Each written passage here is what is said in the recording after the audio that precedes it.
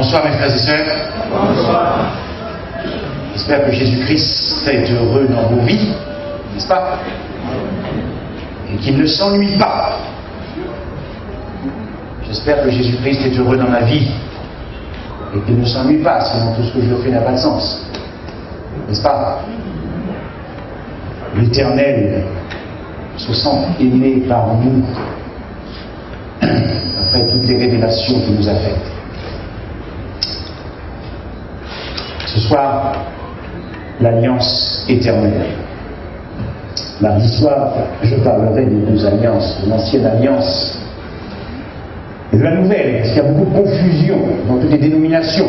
On pense que l'ancienne alliance est la loi, la nouvelle alliance la grâce. Je crois que nous approfondirons l'épître aux Galates et l'épître aux Romains. Que faut-il entendre par l'ancienne alliance? Que faut-il entendre par la nouvelle alliance? Mes frères et sœurs, nous devons être au clair sur ces choses-là. Ne pas être adventiste du 7e jour et ne pas être au clair. Je me suis aperçu que les pasteurs ne sont pas au clair sur ces questions-là. Un thème essentiel pour faire contempler au peuple de Dieu la splendeur de l'Évangile. Donc ce soir, je vais faire une introduction. L'alliance éternelle. Qu'est-ce que c'est qu'alliance? Quand on parle de l'alliance, promesse. L'Ancien Testament parle des promesses. Paul parle de l'alliance. On parle de l'alliance aussi dans l'Ancien Testament. Alliance, promesse sont une seule et même chose.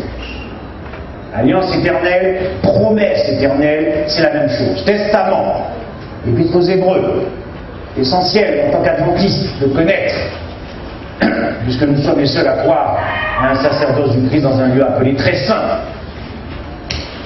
Testament, la même chose qu'alliance, promesse. Pacte, contrat, mais unilatéral. Dieu ne demande à l'homme aucune promesse. Ça c'est déjà, enfin je ne sais pas pour vous, mais ça c'est déjà extraordinaire. Dieu ne te demande rien, absolument rien, simplement de croire. C'est ce qu'il y a de plus compliqué pour un croyant. Vous savez, plus je côtoie des croyants, plus c'est compliqué de croire. Parce qu'il n'y a que Dieu qui fait des promesses. Testament, pas contrat, promesse, alliance, tout ça, c'est la même chose. Deuxièmement, l'évangile éternel. L'alliance contient tout l'évangile. L'alliance renferme l'évangile. L'alliance éternelle et l'évangile sont une seule et même chose. Nous allons voir que les promesses de Dieu sont immuables. Immuables. On ne touche pas aux promesses de Dieu. Donc, lorsque vous identifiez des promesses, vous êtes sûr de connaître quel est l'évangile. Mais on ne touche pas à l'évangile. Si les promesses sont éternelles et irrévocables, et que Dieu ne peut même pas modifier ses promesses, de quelle autorité l'homme viendrait à ajouter à l'évangile ou à retrancher à l'évangile? Vous aurez une compréhension plus claire de ces choses à la fin de ce message. L'alliance extraordinaire de Dieu, incassable, indestructible, belle, spectaculaire.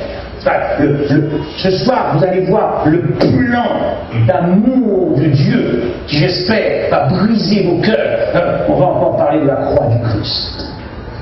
Extraordinaire. Ça, c'est un thème qui reste collé dans ma tête et dans mon cœur pour l'éternité. J'espère aussi pour vous.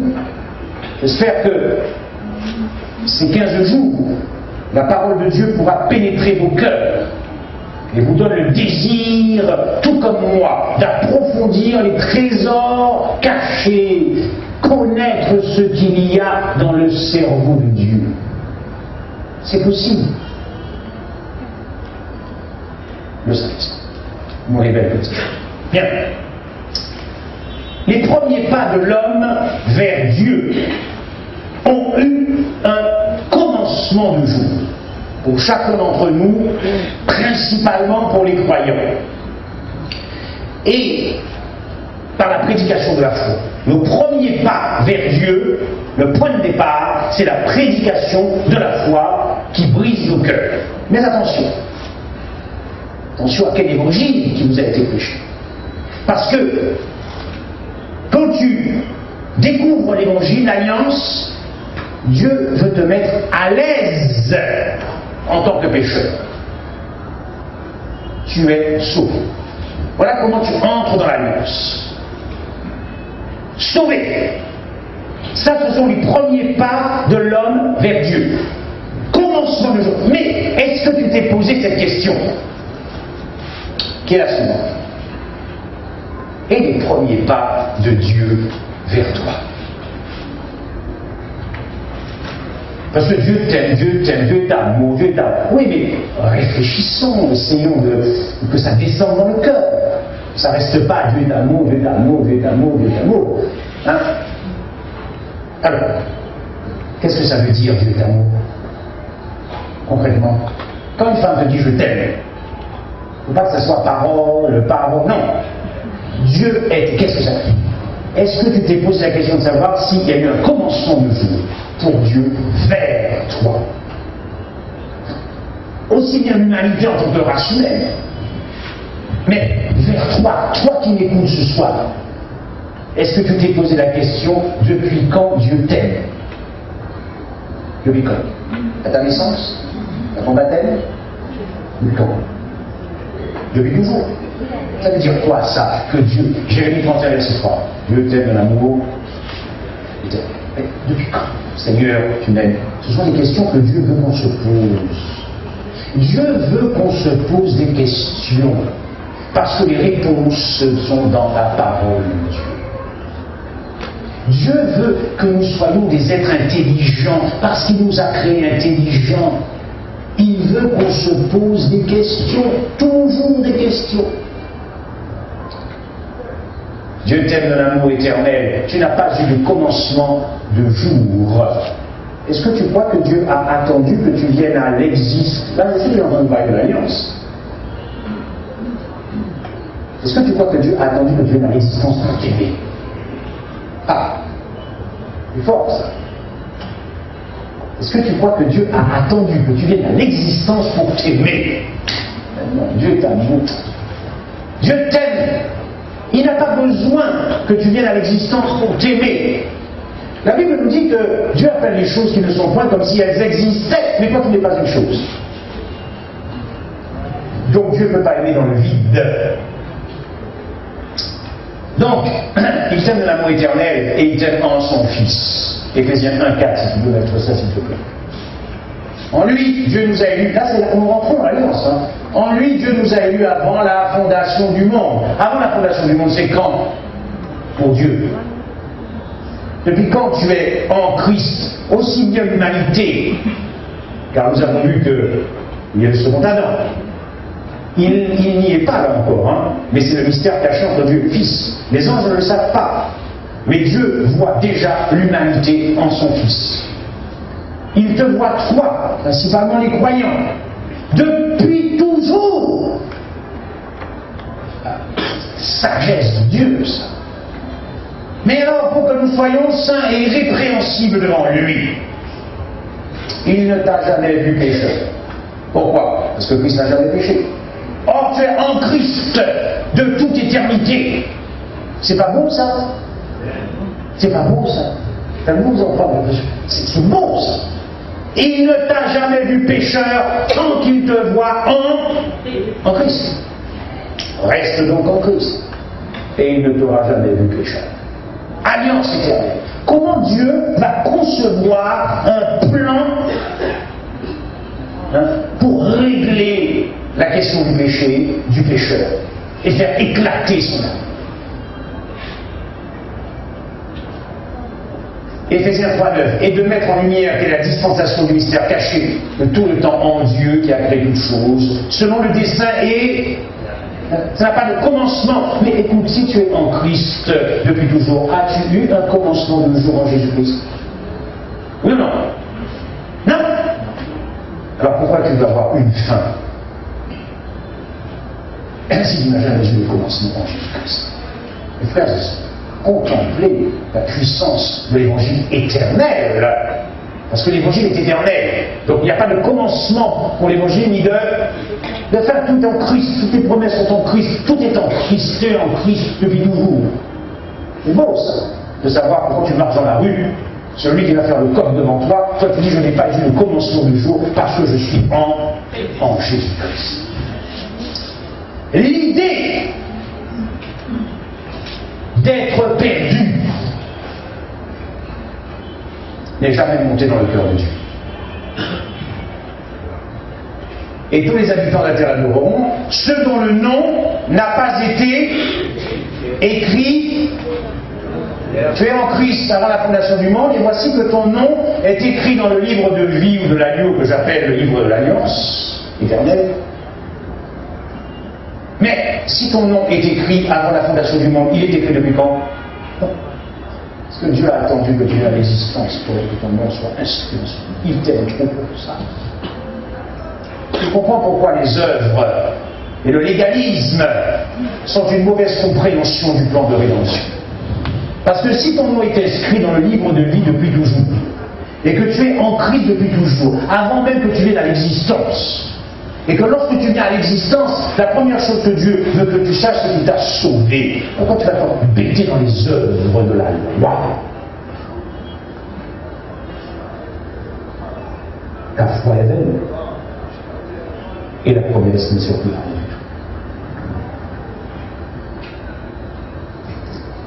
Le mystère de l'iniquité, c'est le cœur de l'homme qui refuse d'avoir été sauvé. Voilà, c'est ça. Pour moi, le mystère de l'iniquité. Tu es sauvé, mais je n'y crois pas. Mais je t'ai sauvé. Et nous allons voir maintenant comment Dieu a mis ça en place. L'alliance éternelle. Mais c'est ça, même pour le croyant. Parce que l'ennemi le doute si tu es le Fils de Dieu, si tu es sauvé, si tu es sauvé. Mais tu es sauvé.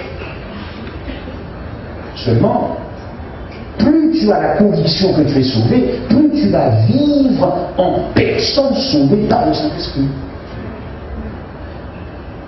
Abraham ne douta point par incrédulité en ce qui concerne les promesses, ayant la conviction que Dieu accomplira ce qu'il a promis. Mais Abraham est comme toi, comme moi, il a une construction de sa foi, mais il le perd de l'autre. Alors, démarrons un peu sur ces questions. On y va. Exode 3. Je vais essayer de récupérer déjà le temps que j'ai perdu. Moïse faisait paître le troupeau de Jéthro, son beau-père, sacrificateur de Madian. Et il mena le troupeau, dans le désert, etc. Jésus-Christ, l'ange de l'Éternel, lui apparut dans une flamme de feu, au milieu d'un buisson. Moïse regardait, et voici le buisson était en feu, et le buisson ne se consumait point. Moïse dit, je veux me détourner pour voir quelle est cette grande vision, et pourquoi le buisson ne se consume point. L'Éternel vit qu'il se détournait pour voir, et Dieu l'appela, et dit, Moïse, Moïse, me voici, n'approche pas d'ici. Voilà, et ce qui m'intéresse, c'est la fin du verset.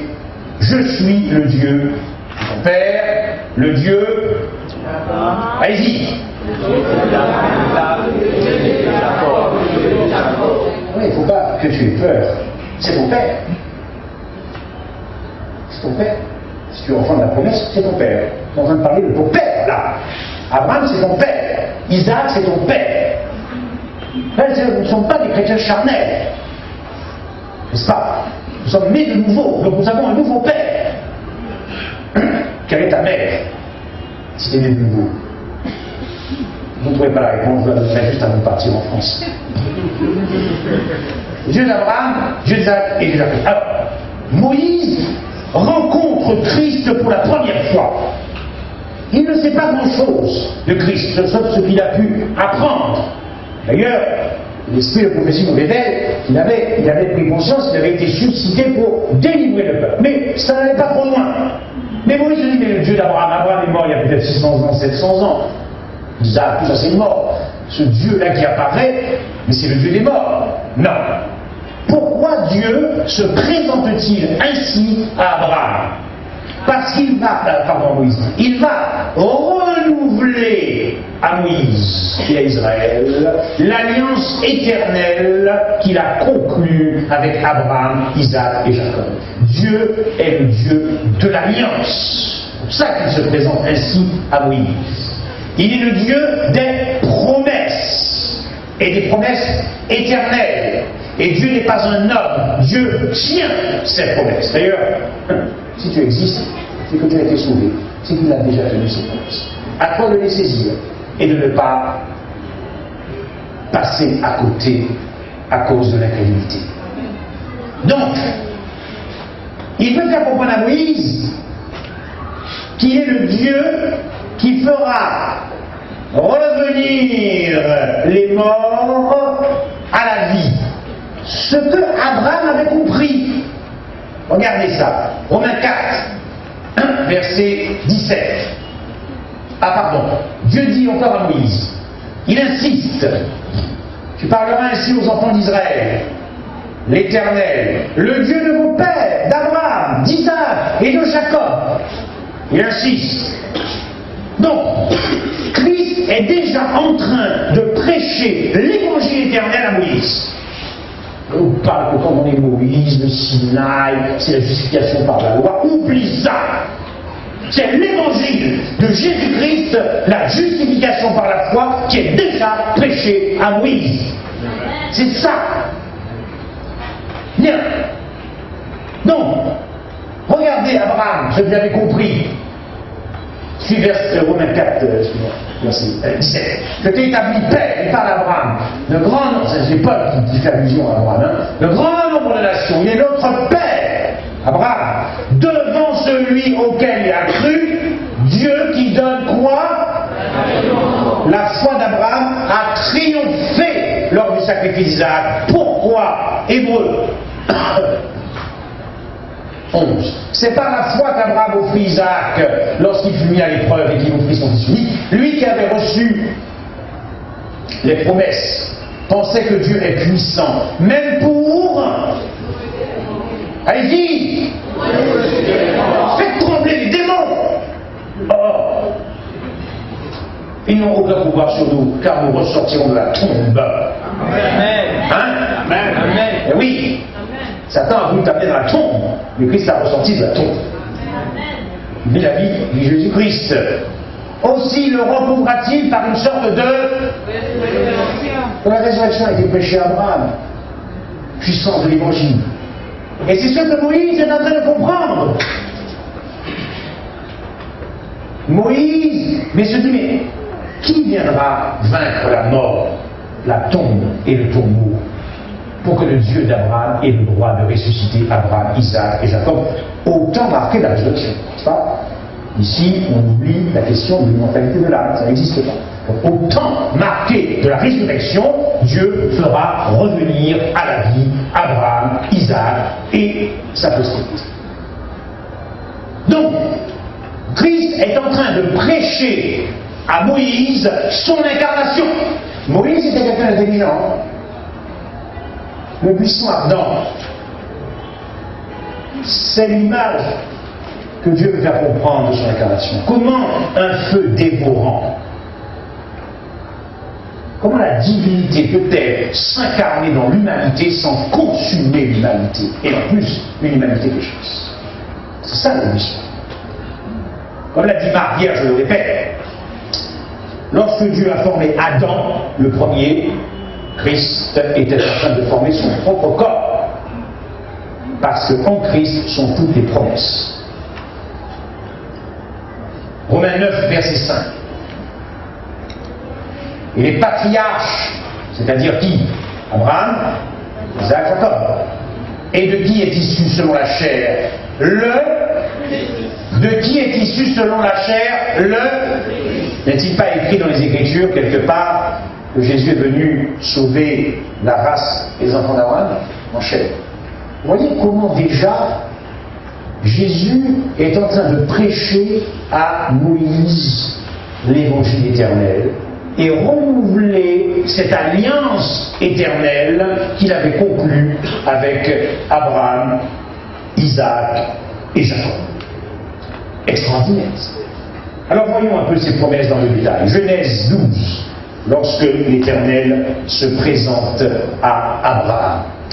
L'Éternel dit à Abraham, va-t'en de ton pays, de ta patrie. Et oui, parce que c'est vrai que pour que les promesses s'accomplissent, il faut quand même sortir de la vie d'Égypte, de Sodome et Gomorrhe. Ça c'est pour faire allusion à la conférence de sortir de tout ça, pour devenir enfant de la promesse, héritier de la promesse. Voilà les promesses. Mes frères et sœurs, contemplez la beauté de l'Évangile dans ces récits. Je ferai de toi une grande nation, et je te bénirai. Je rendrai ton nom grand, et tu seras une source de bénédiction. Je bénirai ceux qui te béniront, et je maudirai ceux qui te maudiront, et toutes les familles de la terre seront bénies. Ici, tout l'évangile est contenu là-dedans, parce que ce sont des promesses éternelles. Nous allons voir comment l'évangile est contenu là-dedans. La question de savoir quelle est l'église aujourd'hui, de toutes les dénominations, qui prêche le même évangile qui a été prêché à Abraham. Bien, regardons ça de plus près. Retenez bien ce verset 1. Nous allons voir chaque promesse. La première promesse, je ferai de toi une grande nation, une postérité, mais pas n'importe quelle postérité, une descendance de foi. Et Abraham se dit qu'il allait avoir des enfants qui feraient la même expérience que lui. Mais c'est extraordinaire. Une postérité. Mais attention, et là, c'est extraordinaire. J'ai prêché ça le samedi quand je suis venu ici. Il ne fait que 2 minutes là-dessus. Les promesses ont été faites à Abraham ou à sa postérité. Il n'est pas dit aux postérités comme s'il s'agissait de plusieurs, mais en tant qu'il s'agit d'une seule. Il y a une seule postérité. Il y a peut-être plusieurs chapelles, mais il y a une seule postérité. Il y a peut-être plusieurs évangiles, mais il n'y a qu'un seul évangile. Celui qui est né de Dieu. Car Isaac est né de l'Esprit. Autrement dit, la postérité d'Abraham, je ferai de toi une grande nation. C'est ici la justice impartie du Christ qui est prêchée à Abraham. La justification par la foi qui transforme un homme puisqu'il est né de Dieu. Nous faisons tous l'expérience du Christ, car la postérité d'Abraham, c'est Christ. Et la postérité, c'est-à-dire Christ. C'est ça la puissance de l'évangile. Je l'ai dit hier encore, et je le répète une dernière fois. Naître de Dieu, c'est l'œuvre de Dieu. Ce n'est pas ton œuvre, puisque c'est une promesse de Dieu. Il ne te demande rien. Nous sommes incapables de naître de Dieu. C'est l'ouvrage de Dieu. C'est le chef-d'œuvre spirituel de Dieu. C'est la création de Dieu. Autrement dit, Abraham, comme sa postérité, ont vu dans leur vie, l'accomplissement de cette promesse. Naître de Dieu. Postérité spirituelle. Descendance de foi. Autrement dit, l'héritage ne peut s'obtenir que par là, aussi bien sous l'ancienne alliance que sous la nouvelle alliance. Justification par la foi. Autre promesse, je te bénirai. Verset suivant, s'il te plaît.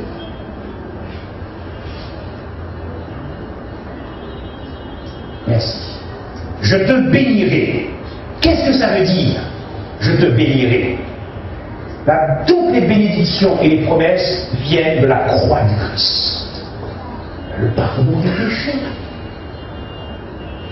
Abraham eut confiance en l'Éternel qui le lui imputa à justice. Je te bénirai. La bénédiction est venue par la croix du Christ. Et quelle bénédiction! Car le péché est ôté de toi. De sorte que le péché n'a pas de pouvoir sur toi. Il ne te retiendra pas dans la mort. Car Christ a pourvu par son sacrifice au pardon des péchés. Et Paul explicite ce que ça veut dire. Qu'Abraham crut et cela lui fut imputé à justice. Car, que dit l'Écriture? Abraham crut à Dieu et cela lui fut imputé à David, qui est sous la même alliance qu'Abraham, et non pas sous l'ancienne alliance. Et nous expliquerons ce qu'est quand même l'ancienne alliance. Voici ce que David dit, car il a compris cette bénédiction. Romains 4. Et de même, David exprime le bonheur de l'homme, puisqu'il est béni par Dieu. N'est-ce pas un bonheur que d'être béni par Dieu? Oui ou non? Oui, c'est un bonheur. Heureux. Dès que vous avez heureux, c'est qu'il y a une bénédiction de Dieu. De même, David exprime le bonheur de l'homme à qui Dieu impute la justice. Abraham crut et cela lui fut imputé la justice, la foi, sans les œuvres de la loi. Heureux ceux dont les iniquités sont pardonnées et dont les péchés sont couverts. Heureux l'homme à qui le Seigneur n'impute pas son péché. Voilà ce qui est prêché à Abraham dans cette promesse. Je te bénis. Amen. Amen. Moi, c'est beau, c'est extraordinaire. Autre promesse, je rendrai ton nom grand. Et il reçut le signe de la circoncision, comme sceau de la justice qu'il avait obtenue par la foi quand il était incirconcis. Je reviendrai là-dessus, j'ai peut-être pas trop le temps sur la circoncision de la chair. Mais Abraham fut circoncis du cœur à 75 ans ou à 85 ans, et il reçut la circoncision de la chair à 99 ans. Intéressant ça. Afin qu'il soit, de manière à ce que soit le père des incirconcis qui croient, pour que la justice leur fût aussi imputée. Et que dit le texte? Mais aussi le père des... L'évangile qu'Abraham a prêché aux incirconcis, c'est l'évangile de la grâce, la justification par la foi. Puisqu'il est le père des incirconcis qui croient, afin que la justice... Quoi? Donc c'est ce qu'il prêche. Mais qu'est-ce qu'il prêche aux circoncis? Le même évangile. Pourquoi? Qui ne sont pas seulement circoncis, puisqu'il est aussi le père de la foi des circoncis, mais encore qui marchent selon les traces de notre père Abraham. Pourquoi? Pour que les circoncis soient aussi justifiés par la foi, puisqu'ils ne sont pas seulement circoncis, mais ils marchent aussi sur les traces de la foi d'Abraham, notre père, quand il était incirconcis. Vous voyez, le père de la foi, l'engagement sacrificiel. L'importance. Parce que les dénominations veulent la grâce, mais sans la foi du Christ. Bien. Ah, j'aime ça. Tu seras une source de bénédiction. Qu'est-ce que ça veut dire ça? L'Éternel a parlé à Abraham et il dit: je donnerai ce pays à ta postérité. Et Abraham bâtit là un. Abraham prêche l'évangile. C'est ça, bâtir un autel. D'abord, il exprimait sa foi dans l'agneau qui allait venir, mais aussi c'était une manière pour invoquer le Dieu qu'il servait.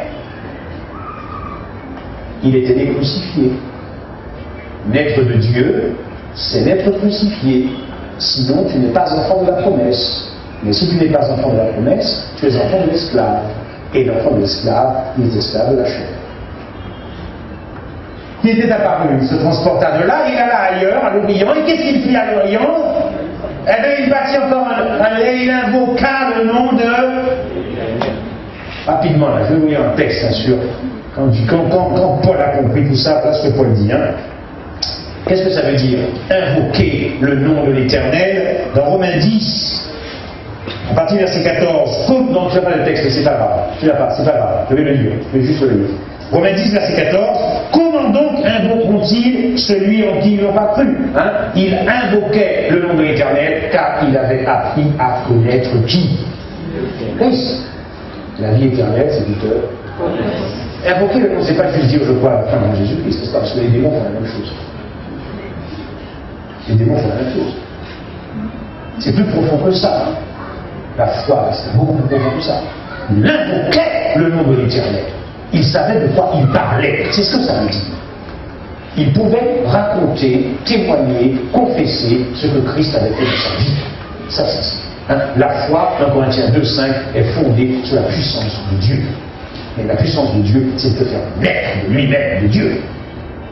Chose sérieuse, mes frères et sœurs. Bon, alors, comment donc invoqueront-ils celui en qui ils n'ont pas cru? Et comment croiront-ils en celui dont ils n'ont pas entendu parler? Et comment en entendront-ils parler s'il n'y a personne qui prêche? Et comment y aura-t-il de prédicateurs s'ils ne sont pas envoyés, selon qu'il est écrit qu'ils sont beaux des pieds de Christ? Lorsqu'on fait obstacle à la proclamation de l'Évangile, on attaque tous. Ceux qui ont des oreilles entendent ce que je viens de dire. Lorsqu'on empêche la proclamation de l'Évangile, on s'attaque à Jésus-Christ. Voilà ce que ça veut dire invoquer le nom de l'Éternel.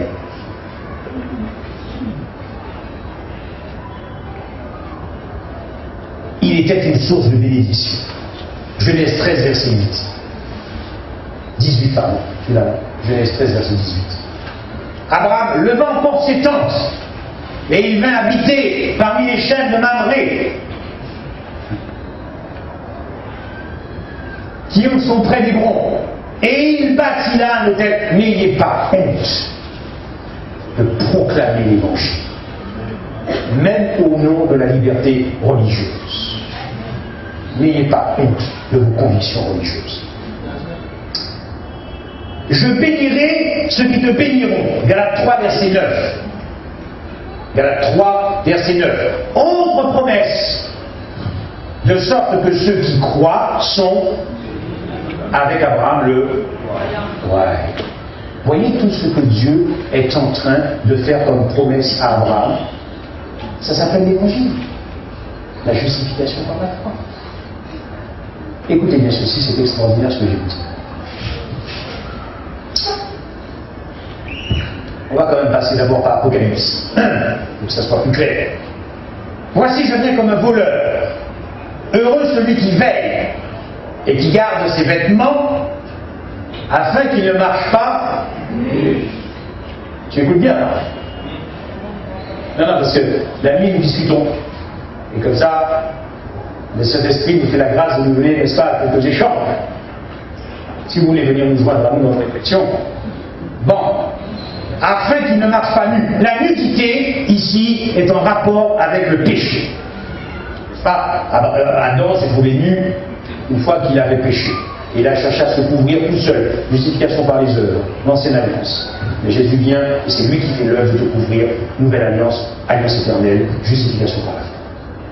Mais là, nudité. Nudité.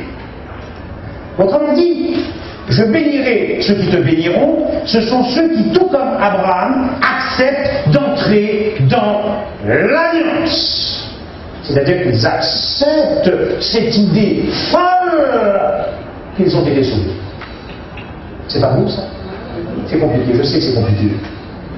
De temps en temps, c'est compliqué pour moi aussi. Je regarde la croix, et Satan s'est terminé pour lui. Il ne peut rien faire, la croix. C'est pas lui qui est venu nous sauver. Donc, ceux qui entrent dans l'alliance et qui donc acceptent d'être sauvés, acceptent d'être délivrés par du péché. Ils acceptent donc d'être couverts de leur nudité par la justice du Christ, mais il ne s'agit pas pour la justice du Christ de légitimer les péchés. Non.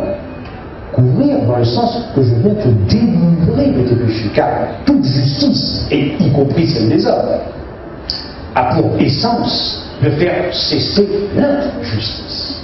C'est le propre de la justice, de faire stopper l'injustice, de venir demander que justice passe. Or, la Bible nous dit dans 1 Jean 5, 17 que toute injustice est un péché, ou toute iniquité est un péché. Donc, délivrer de ta nudité, l'enfant de la promesse accepte d'être délivré de sa nudité, il voit s'accomplir la promesse de Dieu en lui, naître de Dieu, naître du Saint-Esprit. C'est pour ça que le Saint-Esprit est le gage de notre héritage. Mais, étrangement, dans les promesses, voilà que Dieu dit, et je maudirai ceux qui te maudiront. Essayons de comprendre ça, avec l'expérience de chaîne. Cham, père de Canaan, vit la nudité de son père, et il le rappela dehors à ses deux frères. Alors, Sem et Japheth le prirent le manteau, le mirent sur leurs épaules, marchèrent à reculons et couvrirent la nudité de leur père. Bien. Et ils ne virent point la nudité de leur père. Lorsque Noé se réveilla, parce qu'il avait été ivre, je passe là-dessus, de son vin, il apprit ce qui avait été fait par son fils, et il dit, maudit soit Canaan, parce que Shem est le père de Canaan, et qu'il soit l'esclave des esclaves de ses fils.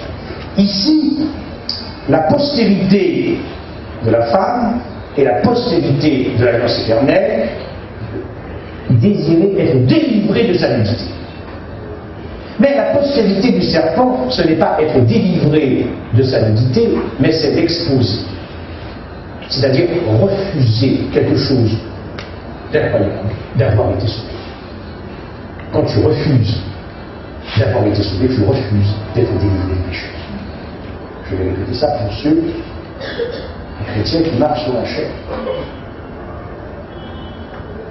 Refuser d'avoir été sauvé, c'est refuser d'être délivré de sa chair. Donc, le chef-d'œuvre de Satan, c'est de fabriquer des chrétiens charnels. Ils veulent être sauvés et ils ne veulent pas, dans le même temps, être délivrés de leur péché. Ça ne va pas ensemble. Quand Dieu te sauve, il ne te sauve pas à moitié. Et quand il te sauve, il vient te sauver de tes péchés. Donc, ceux qui refusent d'être sauvés exposent leur nudité, donc ceux qui n'entrent pas dans l'alliance ne sont pas bénis, mais sont maudits. Et ici, il y a une prophétie déjà abrahamique, sur l'alliance abrahamique. Puisque Cham, maudit, est le père de la Canaan, et la prophétie dit, et qu'il soit l'esclave de ses esclaves, ici, quand Noé prononce ça, il prophétise sur la promesse que Dieu va faire à Abraham, c'est-à-dire de faire rentrer sa postérité en Canaan et d'assujettir les Cananéens à Israël. Amen. Amen. Vous voyez ce que ça donne dans l'ensemble des Écritures? On n'a pas envie de faire autre chose. Non. C'est pas beau ça? Pour comprendre ce que ça veut dire, hein? Maudirai ceux qui te maudiront. Et puis enfin, nous avons la dernière promesse. Toutes les familles de la terre seront bénies en toi. Ce sont des textes que nous connaissons. Dans Galates 3, verset 8. Aussi l'Écriture, prévoyant que Dieu justifierait les païens par la foi, a d'avance annoncé cette bonne nouvelle à Abraham. Toutes les nations seront bénies en toi. Et le verset 14, qu'est-ce que ça veut dire ça? Non, s'il te plaît, reviens. Merci. Que toutes les nations seront bénies en toi. Qu'est-ce que ça veut dire? Afin que la bénédiction d'Abraham eût pour les païens son accomplissement en l'humanité a été sauvée en Jésus-Christ.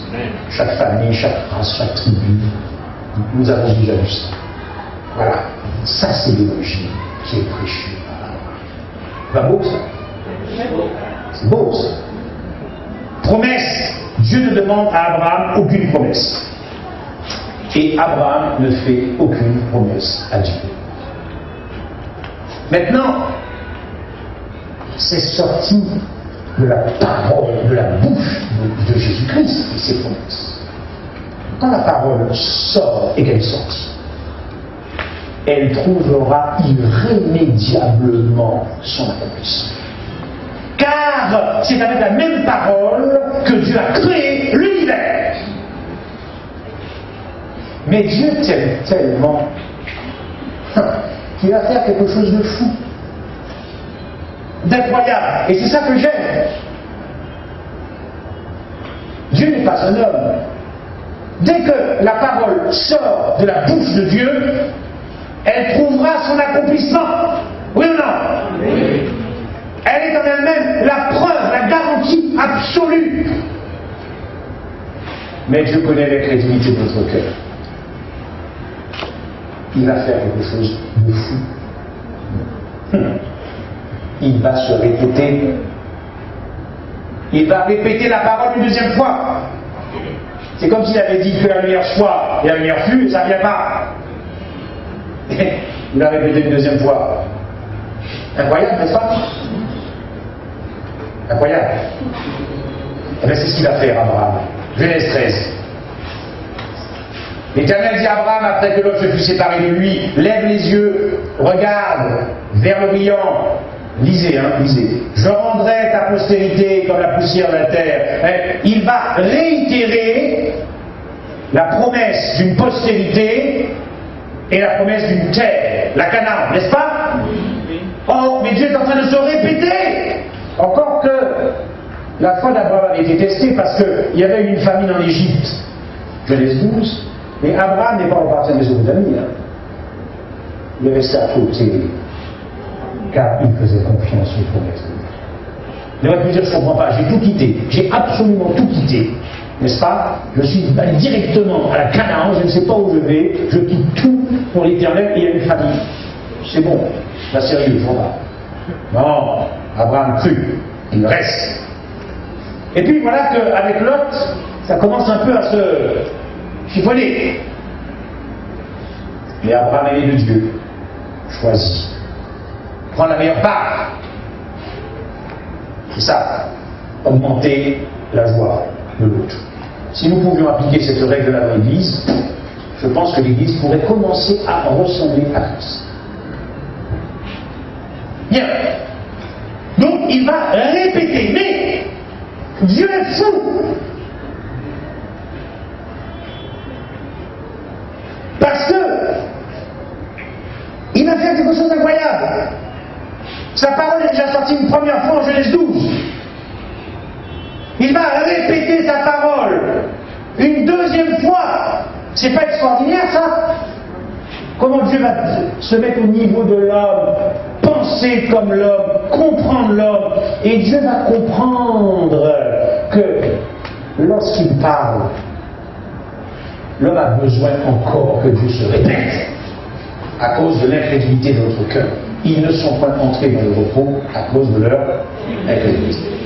Et donc, Dieu a fait quelque chose d'extraordinaire en Genèse 15. Abraham dit, alors ça faisait, maintenant il a 85 ans, ça fait 10 ans déjà qu'il est parti, 10 ou 12 ans qu'il a déjà quitté la Mésopotamie, il ne voit toujours pas venir la postérité. Il commence à être âgé, 85 ans, il a son serviteur Eliezer. Bon, sa foi est bousculée, mais il fait confiance à la promesse de Dieu. Abraham dit, voici, tu ne m'as pas donné de postérité depuis la première fois que tu es apparu en Genèse 12. Celui qui est dit de ma maison sera mon héritier. Alors, la parole de l'Éternel lui fut adressée ainsi. Ce n'est pas lui qui sera Eliezer. Eliezer est le serviteur esclave. Chasse l'esclave et son fils, parce que l'esclave ne méritera pas de le fils de famille. Ce n'est pas lui qui sera ton héritier, mais c'est celui qui sortira de tes entrailles. Regarde, il va encore renouveler par la parole, une troisième fois, regarde ta postérité si tu peux compter les étoiles. Je suis l'Éternel qui t'ai fait sortir, etc. Pour te donner en possession. La bouche parle. Mais là, Dieu va faire quelque chose de surnaturel. Il a déjà dit une première fois en Genèse 12, sa parole est sortie, la promesse est immuable, elle est indestructible. Il va la ressortir une deuxième fois, il va la ressortir une troisième fois, et il va faire quelque chose d'incroyable. C'est comme s'il va mettre par écrit la parole qui à elle seule se suffit. Mais il veut ajouter des garanties, des sûretés, garantie sur garantie. Dieu essaye d'inventer des choses pour que l'homme puisse enfin lui faire confiance. Regardez ça. Genèse 18.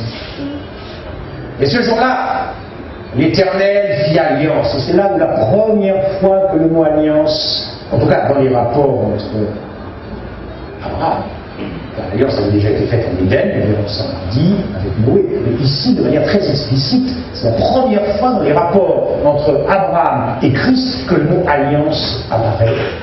Les promesses, alliances, sont une seule même chose. Et elles sont éternelles. Y compris pour les Juifs lorsqu'ils étaient au Sinaï, lors de la promulgation de la loi. Donc, et regardez comment Christ va ratifier cette alliance.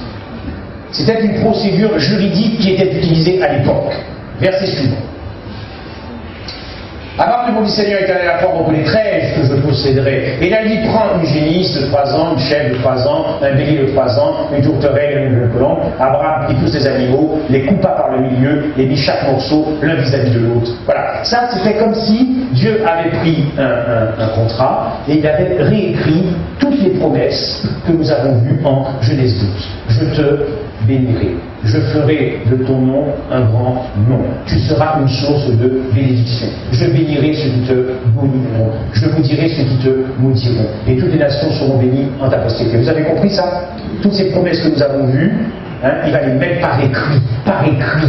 Et ça, c'est la ratification, le verset suivant. Regardez comment Jésus va signer ça, une procédure juridique. Il va authentifier avec sa signature. Puisque ma parole ne t'a pas suffi, alors que moi, Dieu, elle suffit, je vais la signer dans un écrit. Et quand le soleil fut couché, il y eut une obscurité profonde, et voici, ce fut une fournaise fumante, et des flammes passèrent entre les animaux partagés. C'est ainsi que l'alliance a été ratifiée par Dieu. Amen. Amen. Contemplez, mes frères et sœurs, la bonté de l'Éternel qui va sauver et qui va se battre pour empêcher que tu acceptes d'être perdu. Mais Dieu est fou! Ah.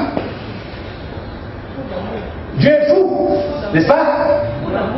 Ah, allez-y! Comment, il n'y a que là? Non, c'est quoi ça? Je veux entendre.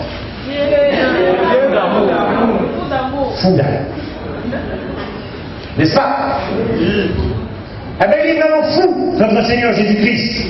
Parce qu'il va encore faire quelque chose. Il va encore rajouter à la signature par écrit. Il invente des choses des profondeurs de Dieu. Genèse 17. Ah, il s'était passé un petit truc avant. Abraham avait eu ça. Ah, ça. Eh oui. Bon, j'établirai mon alliance. Il lui rappelle. Je serai ton Dieu, il rappelle. Et là, il va, après avoir signé par écrit la procédure que nous avons vue en Genèse 15, lorsque la fournaise fumante est passée entre les animaux partagés, fournaise fumante, buisson ardent, tout ça c'est l'incarnation du Christ. Vous l'avez compris, hélas. Bien, parce que c'est pas mon incarnation que toutes les promesses seront accomplies en devenant un homme.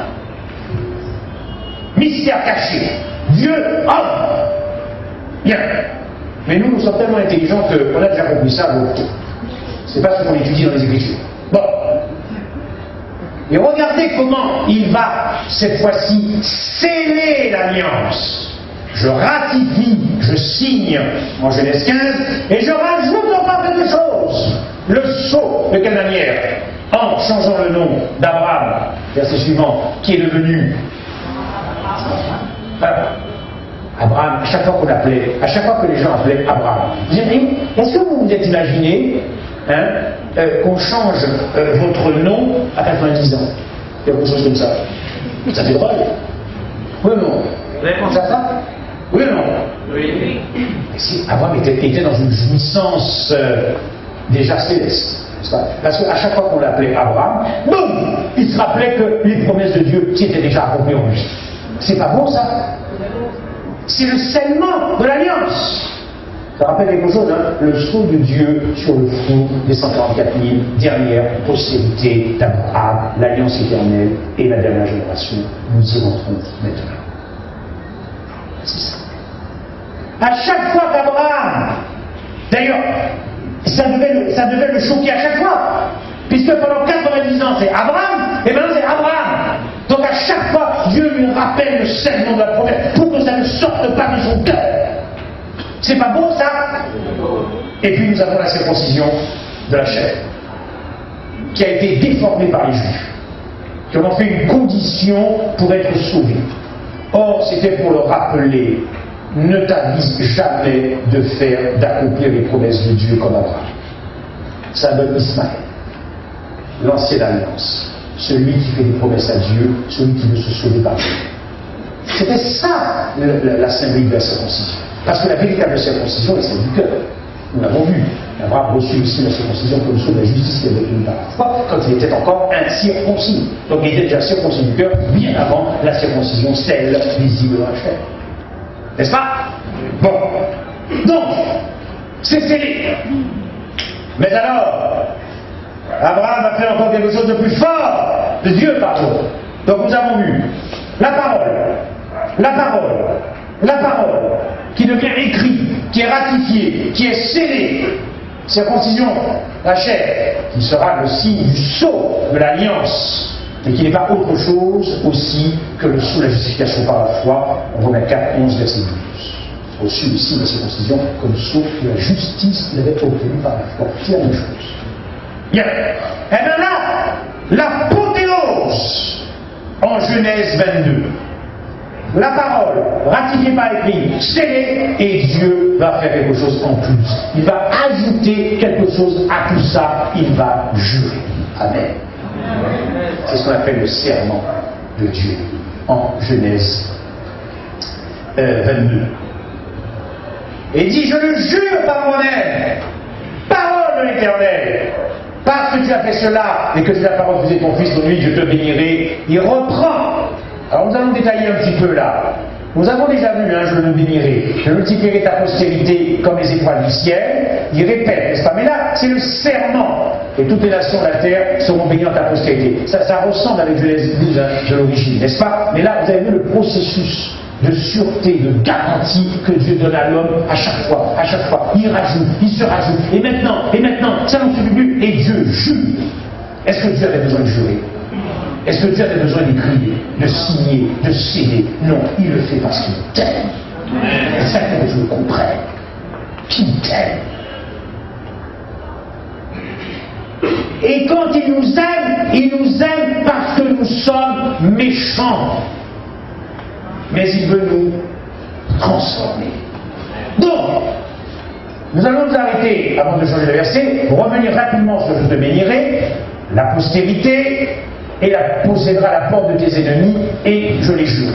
Alors, je te bénirai, je ne vais pas rester longtemps, je vais juste montrer le verset, pour montrer, là encore, le pardon des péchés, nous avons déjà vu ça, acte 3, versets 25 et 26, vous êtes les fils des prophètes de l'Alliance, les fils de l'Alliance éternelle que Dieu a traité avec nos pères, en disant à Abraham, toutes les familles de la terre seront bénies en ta postérité. C'est à vous, premièrement, que Dieu, ayant suscité son serviteur, l'a envoyé pour vous bénir en détournant chacun de vous de la croix du Christ.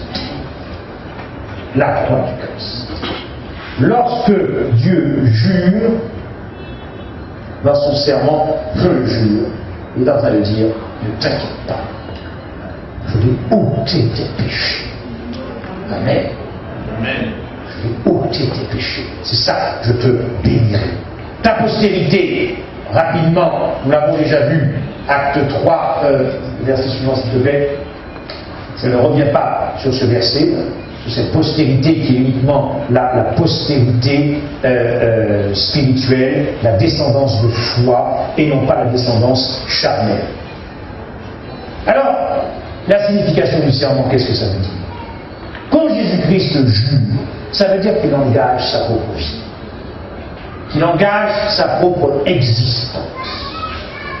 Il est en train de dire à Abraham, je vais tout abandonner, mon trône, je vais m'incarner, je vais descendre dans l'homme pour devenir un homme. Et ce sera une union entre la divinité et l'humanité pour toujours. La destinée de Dieu va se confondre avec la destinée de l'homme. Et la destinée de Dieu est la destinée de l'homme. Voilà tout ce que ça veut dire quand Abraham dit, quand Jésus-Christ dit à Abraham, je jure, je jure, je jure, je jure que tu es sauvé. Parce que je mets ma vie en jeu, mon trône en jeu, ma réputation en jeu, mon honneur en jeu, pour garantir la parole, la signature et le serment. Et c'est ainsi que signifie que la postérité, c'est-à-dire Christ, possédera la porte de tes ennemis. Qu'est-ce que ça veut dire posséder la porte de ses ennemis? Je les racheterai sert de quoi? De la puissance du séjour des morts. Voilà ce que ça veut dire. Amen. Amen. Eh oui, n'attendons pas de sortir du tombeau pour remercier Dieu. Où est ta peste, ô mort? Non, quand il jure, il est en train de dire à Abraham, je vais m'incarner, je vais aller dans l'enfer à ta place. Je vais aller dans la seconde mort à ta place pour vaincre la mort, la tombe, le tombeau, car je suis le Dieu de l'alliance, je suis le Dieu des promesses, je suis le Dieu d'Abraham, je ferai revivre Abraham au temps marqué de la résurrection. Je l'ai juré. Et Abraham ne sera pas surpris de ressusciter quand Jésus-Christ viendra le chercher, lui et sa postérité. Amen. 2 Timothée 1, verset 10. Qui a été manifesté maintenant par l'apparition de notre Sauveur Jésus-Christ, qui a détruit quoi? La mort, parce qu'il a juré. Amen. Mais en réalité, toutes les promesses que nous voyons là, c'est déjà des promesses qui avaient été faites en Éden. Simplement, elles sont explicitées ici, explicitées dans les Écritures. Tout ça avait déjà été dit oralement à Adam. Avec Abraham, tout ça est mis parce qu'il est le père des circoncis comme des incirconcis. Il n'y a donc pas un évangile pour les païens qui sont devenus chrétiens et un évangile différent pour les juifs. Il est le père, s'il est le père, c'est de toute façon un seul et même évangile. Voilà ce que signifie posséderait la porte de tes ennemis. Vous comprenez, mes frères et sœurs, que Dieu, Jésus-Christ, Dieu, le Fils, ne s'est pas accroché à rester Dieu en la forme de Dieu. Parce qu'il s'est déplié pour revêtir la forme. Jésus-Christ n'a pas regardé sa condition d'égalité avec le Père comme un trésor à sauvegarder. Jésus-Christ n'a pas désiré demeurer dans l'égalité avec son Père. Jésus-Christ n'a pas considéré la position qu'il occupait, c'est-à-dire la position la plus élevée pour te sauver. Jésus-Christ ne pouvait pas vivre dans le ciel si nous étions perdus. La gloire de Dieu, sa gloire, ses richesses n'ont aucun sens si tu es perdu. Maintenant, écoutez bien ceci parce que je vais commencer à entrer dans le dur par rapport et vous expliquer pourquoi je suis un adventiste du 7e jour et que je ne suis pas un évangéliste, un baptiste, un pentecôtiste ou un catholique. Ce sont mes frères, naturellement. Je vais vous expliquer quand j'ai étudié l'Alliance. Pourquoi j'ai compris que l'Église qui prêche le même évangile à Abraham, c'est l'Église adventiste du 7e jour. Et je vais vous le démontrer bibliquement maintenant. On va commencer à entrer dans le dur, car je dois vous confesser pourquoi je suis un adventiste. Nous avons vu qu'il s'agissait d'un testament qui avait été écrit, signé, un testament. Qu'est-ce que dit l'apôtre Paul par rapport au testament? Dans Galates 3, verset 15. Frère, je parle à la manière des hommes, une disposition en bonne forme, un contrat, un testament, bien que fait par un homme, n'est annulé par... Retenez ce verset-là, notez-le, Galates 3, verset 15. On va revenir naturellement demain soir pour écouter Marc, mais ne loupez pas mardi soir les 2 annonces, parce que je reviendrai là pour démontrer pourquoi je suis annoncé 7 jours et que je ne me suis pas trompé d'église. Galates 3, verset 15. Un testament, dans certaines versions, le mot disposition est remplacé par testament. Bien. Nous avons vu que Dieu a fait sortir de sa bouche des promesses. Il ne peut pas revenir sur ses promesses. Ça veut dire quoi? C'est-à-dire qu'il ne peut pas ajouter quelque chose ou retrancher quelque chose. Oui ou non? Puisque ça a été scellé. Quand quelque chose est scellé, est-ce que tu peux modifier les clauses et conditions du pacte? Non, on est d'accord. Bien. Quand bien même fait par l'homme. Alors, à plus forte raison quand c'est Dieu. Donc, de la vie de Jésus-Christ, c'est-à-dire de la vie du testateur, celui qui établit le testament, on ne pouvait déjà rien modifier. L'évangile a été fixé dans du béton, cet évangile ne peut pas être modifié. On ne peut rien ajouter, ni rien retrancher, car Dieu a parlé, il a signé et il a scellé. Oui ou non? Mais il a fait encore plus fort. Il a scellé ce testament par son sang. Verset suivant. Il prit ensuite une coupe et après avoir rendu grâce, il leur donna en disant: buvez-en tous, car ceci est mon sang, le sang de l'alliance qui est répandu pour vos yeux. Lorsque Christ prêche l'évangile, il ne prêche pas un autre évangile que celui qu'il a prêché à Abraham, à Isaac et Jacob et à Moïse. Parce que sinon, il aurait ajouté quelque chose à ce qu'il avait été, à ce qu'il a scellé de manière irrémédiable. Il ne peut même pas toucher, puisqu'il a scellé le truc. Et par son sang, il scelle une ultime fois toutes les promesses qui ont été faites à Abraham. Hébreux 13. 1. Que le Dieu de paix, qui a ramené d'entre les morts le grand pasteur des brebis, par le sang d'une alliance. Eh oui. Alors qu'est-ce qu'on va nous raconter que les Juifs étaient sous la loi et que nous étions sous la grâce? L'alliance éternelle, le sang, l'agneau immolé avant la fondation du monde. Mais qu'ils lisent la parole. Bien. Maintenant, écoutez ce verset qui va faire mal. Hébreux 9. Car là où il y a un testament, il est nécessaire que la mort du testateur soit... Frères et sœurs, je suis avocat, je n'avais pas l'habitude de le dire. Et cette fois-ci, je vais le dire. Pourquoi? Lorsque vous avez un père ou une femme qui établit un testament, et que le père décède, ok? Ou que la mère décède, est-ce que l'on peut toucher au testament? Non. Est-ce que l'on peut toucher au testament? Non. On ne peut pas toucher au testament, nous sommes d'accord. C'est pour ça que je vous ai dit que déjà du vivant de Jésus-Christ, on ne pouvait pas toucher au testament, parce que c'était sa parole, etc. Mais en plus, il est mort, tu ne peux pas modifier les clauses du testament, quand bien même tu invoquerais la tradition de l'Église. Ça ne tient pas devant Dieu, ça. Amen. Ça ne peut pas tenir devant l'Éternel. Alors, quels sont les termes de ce testament, c'est-à-dire de la nouvelle alliance sur laquelle nous sommes? Jérémie 31. Voici les jours viennent de l'Éternel, je ferai avec la maison d'Israël une alliance nouvelle qui n'est pas autre chose que l'alliance éternelle. Vous l'avez compris.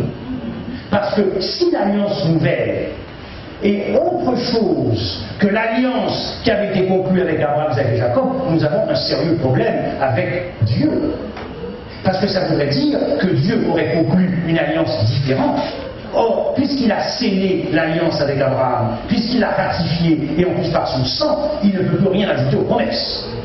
N'est-ce pas? Donc les promesses qui sont dans la nouvelle alliance sont exactement les promesses qui ont été faites à Abraham, puisque les promesses qui ont été faites à Abraham ont été ratifiées et scellées. Et en plus, le sang de l'agneau fait que ce testament ne peut plus être modifié. Galates 3:15. Bien. Or, nous voyons que dans les clauses et conditions du testament qui ne peuvent plus bouger, voilà que la loi avait été mise dans le cœur d'Abraham. Il y a combien de commandements? Vous voyez où je veux en venir? Pêche. De quel droit l'homme a-t-il changé le sabbat au dimanche? La résurrection de Christ, mais je parle de le testament n'a-t-il pas été scellé par le sang de l'agneau? Amen. Amen. De quel droit tu peux toucher le testament? Est-ce que les hommes font ça? Quand quelqu'un meurt et que dans son testament il va léguer un bien à sa fille, de quel droit le notaire va changer le testament? Vous avez déjà vu ça, vous, sur Terre? Est-ce que vous avez déjà vu sur Terre un notaire qui a le droit de changer un testament? Alors pourquoi tu as touché à la loi de Dieu? De quel droit? De quel droit tu autorises à tromper des gens et à leur faire croire que le jour d'adoration c'est le dimanche sous prétexte que Jésus est ressuscité dimanche? Le testament est scellé, tu veux m'étouffer. Qu'est-ce que tu vas faire pour ça? C'est ma frères et sœurs, je n'ai rien contre nos frères des dénominations. Quand je m'emporte comme ça, c'est parce que je suis amoureux de la vérité. Ce n'est pas contre vous. Ce n'est pas contre vous, mes frères et sœurs. Et si vous venez mardi soir, je vous montrerai qu'Abraham observait le sabbat. Et oui, puisque l'alliance nouvelle ne peut pas être une autre alliance. Tout a été scellé, figé de manière éternelle. Et c'est pour cela que nous continuerons d'observer le sabbat dans le ciel, car l'évangile est éternel. Amen. Alors, pour conclure, un petit dessert au chocolat. Pour faire descendre un peu la tension. Un petit dessert. Ah, vous savez, ça c'est beau, c'est implacable comme théologie, ça. Tu ne touches pas au testament. Jésus peut-être ressuscité, mais tu ne touches pas. C'est scellé. C'est scellé. Donc, qu'est-ce qui va changer la loi de Dieu, que ce soit le 4e ou d'ailleurs d'autres commandements? Vous voyez, nous ne sommes pas légalistes, parce que c'est la justification par la foi toujours, mais qui rend obéissant à la loi, puisque cette promesse de la loi est venue dans le cœur d'Abraham par la promesse de l'Esprit qui fait partie des promesses. Puisque c'est par le Saint-Esprit que tu es de Dieu, donc le Saint-Esprit te rend juste. Mais lorsque vous écoutez la définition du juste dans la Bible, c'est celui qui est rendu obéissant à la loi de Dieu, mais par la foi du Christ. Donc, Hébreux 7, verset 21 sera notre dernier texte. Avant-dernier. Car tandis que les Lévites sont devenus sacrificateurs sans serment, ici nous parlons de l'ancienne alliance avec Aaron, etc. Jésus est devenu avec serment par celui qui lui a dit: le Seigneur a juré et il ne se repentira pas, tu es sacrificateur pour toujours sur l'ordre de Melchisédek. Jésus est par cela même le garant d'une alliance plus excellente. Il est garant d'une alliance post-Seigneur. C'est tellement beau ton évangile, monsieur. Moi-même là je vous dis, moi-même je prends au pied personnellement. Bon. L'Éternel me nourrit pendant que je vous parle. Parce que j'ai besoin d'être nourri comme vous. Il est garant d'une alliance plus excellente parce qu'il est sacrificateur selon l'ordre de Melchisédek. Et Abraham était sous quelle dispensation? Genèse, dernier texte. Monsieur. Melchisédek, roi de Salem, qui apportait du pain et du vin, il était sacrificateur du Dieu très haut, il bénit qui? Sous quelle dispensation était Abraham? Melchisédek, sous la même alliance que vous et moi. Amen.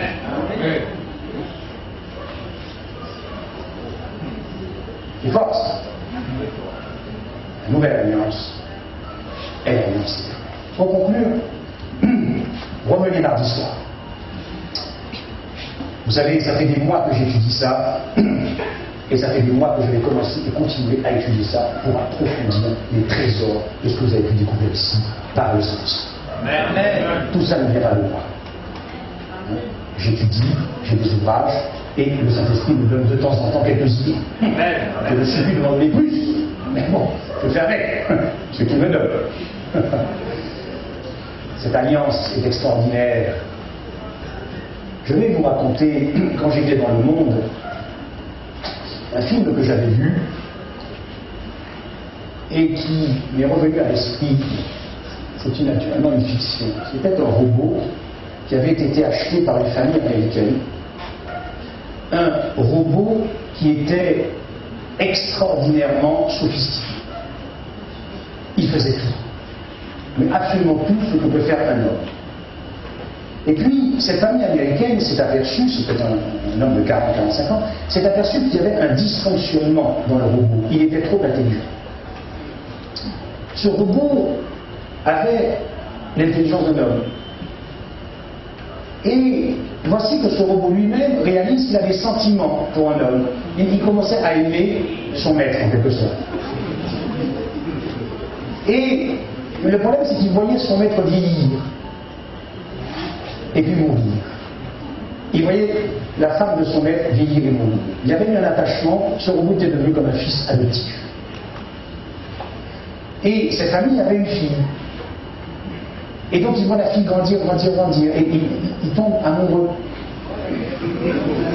Et alors il va se mettre à parcourir le monde pour que l'on puisse lui greffer de la peau humaine et qu'on puisse lui greffer toutes sortes d'organes, un cœur, des poumons, parce qu'il avait envie de connaître ce que c'est que manger comme humain.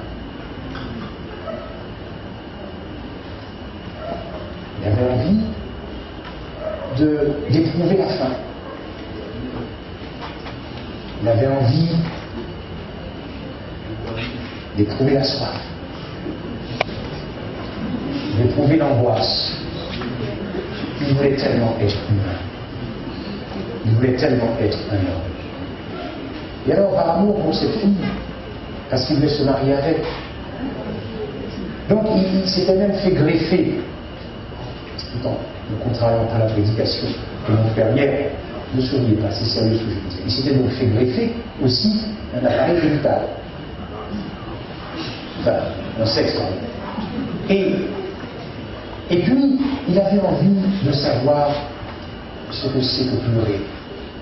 Jésus pleura. Il avait tellement envie d'être un homme qu'il avait demandé à passer dans un comité éthique universel pour que lui soit reconnu le statut d'homme. Mais il avait un problème. Il ne vieillissait pas. Et donc son statut lui a été rejeté. Il avait envie de vieillir. Parce qu'il désirait tellement que son destin et sa destinée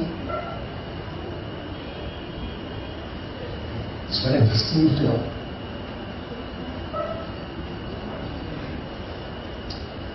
Et puis, quand il s'est mis à vieillir, il est repassé devant ce comité d'éthique. Et le statut d'homme lui a été refusé, alors qu'il était arrivé vieillissant. Le statut d'homme lui a été refusé parce qu'il ne savait pas mourir, parce qu'il ne pouvait pas mourir. Puis, il a parcouru le monde pour qu'enfin il puisse devenir complètement un homme. Et à la fin du film, il meurt avec. Il est devenu humain.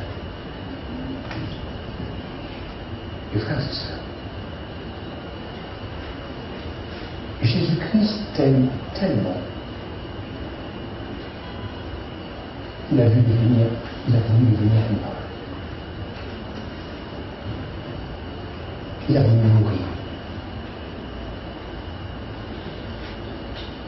à ta place. Il a voulu savoir ce qu'est la souffrance. Manger comme un homme, avoir soif, éprouver de la crainte, de l'angoisse, vieillir jusqu'à 30 ans. 3 ans. Mais surtout, Dieu ne peut pas devenir un homme s'il ne meurt pas.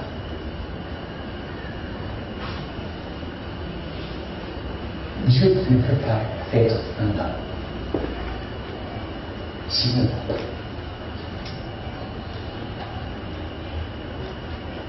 Et c'est pour cela qu'il est devenu un homme. Et c'est pour cela qu'il restera éternellement un homme, car il n'y a que les hommes qui puissent ressusciter. Amen. Jésus nous aime de l'amour éternel.